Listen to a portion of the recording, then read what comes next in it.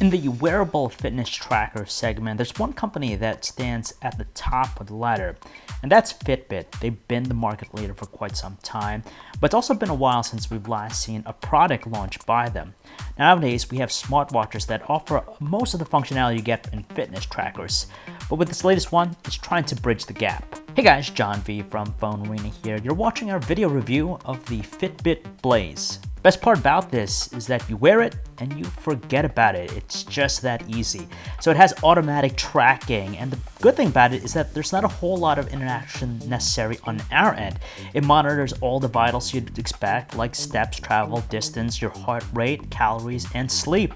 And the best part is you don't need to use a smartphone to view your daily stats. You can see it all through the display.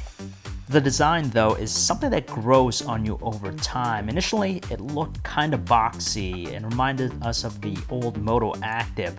But the nice thing about the Fitbit Blaze this time around, unlike last year's Fitbit Surge, is that there's more personalization with the interchangeable straps they offer.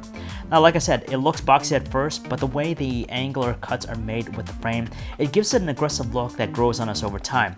Unfortunately, it's not water resistant, so you can't technically use it in the rain. And charging is a process because you got to remove the unit from the frame and into its own proprietary charging cradle.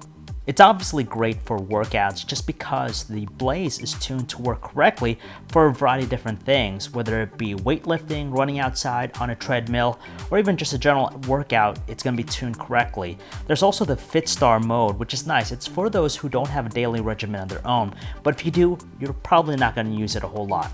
The touchscreen display has a pretty good potent brightness output, so outdoor visibility is not a problem, but colors tend to appear subdued, almost washed out. It's definitely not the most attractive screen we've seen in a wearable fitness tracker, but thankfully you can view all the stats and information through the Fitbit Blaze itself. You don't need the app, but if you do need the app is pretty diversified because it breaks down all your workouts and gives you some vital information, and there's also a social aspect with it.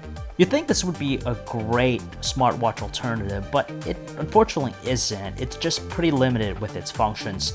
Yes, you could read text messages, get those notifications through the watch, and even control your music, but it's pretty bare bones as it is, and there's no big third-party app support for it. So at the end of the day, the Fitbit Blaze is a great wearable fitness tracker. For $200, yes, it is on the pricier side in comparison to some other fitness trackers, but you get a little bit more with the touchscreen and also some of the light smartwatch functions. On the flip side though, that means you could also buy a smartwatch for pretty much the same price. So it's a toss-up. It's great for hardcore fitness buffs, but if you want a little bit more, you might want to look elsewhere.